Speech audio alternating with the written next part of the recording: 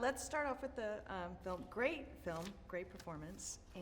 Tell us a little bit about your character. I portray a character by the name of Colonel Packer. He's helicopter commander of a unit of guys.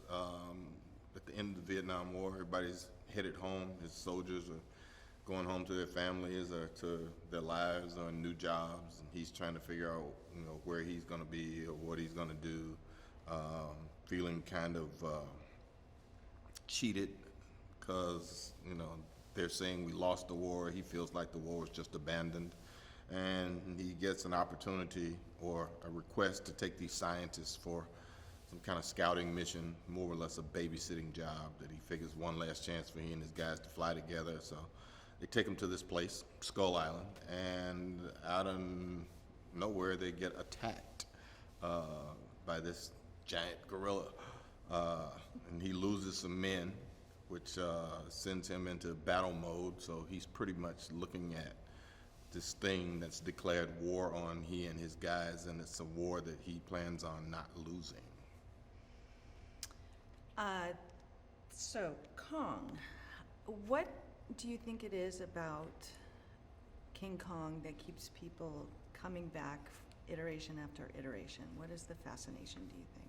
I think it feels familiar to him.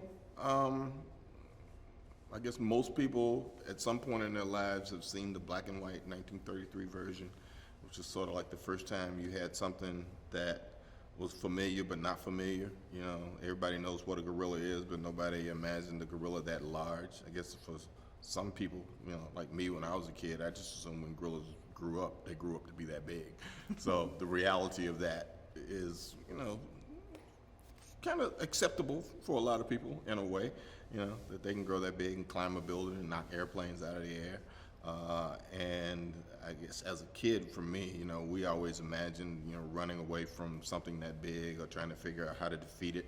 And over the years, as the story comes back, people get the same thing. Well, how are they going to do it now? Because they can do it better, or it's in color, or it's, larger, or it's whatever. And now we have what theoretically is an origin story of a place where something like that, was hatched and grown, and whatever else lives in that particular place that might be just as dangerous or just as large. So, the mysterious aspect of that is always intriguing to an audience, we hope. I think so. And how would you describe Skull Island? Hot, buggy, damp, wet.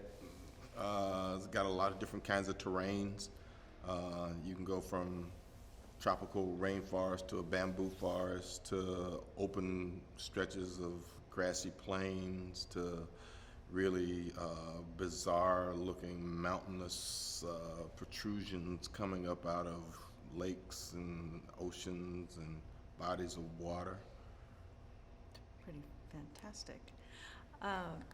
And speaking of that, there was a lot of location shooting on this film. So also a great ensemble cast. I asked John Goodman about the cast, and he said it's not a group of people that you would want to whine in front of, which I thought. So I just wanted to see did you spend a lot of time with these other actors? Yeah, we spent a lot of time sitting around in tents waiting on them to set up the next shot and doing this, that, or the other, talking about this, or walking and just stopping and saying, okay, cut. And we just plopped down this long grass. Hopefully we weren't sitting in the middle of an anthill or something more dangerous in Australia, like a brown snake patch or whatever. Occasionally you look around and you go, oh, wow, look, kangaroos. Are there kangaroos on Skull Island? You can't use this shot. So we relaxed together and, lamented sometimes looking at our feet and like, geez, we've been walking for like 8 days and we haven't said a word. What are we doing now? So we groused together, we laughed together. It was fun. That's great. And what do you hope that people will take away from this film? It's a great film, but, I think you could get a little message out of that. Well, I mean, it's essentially an escapist entertainment film.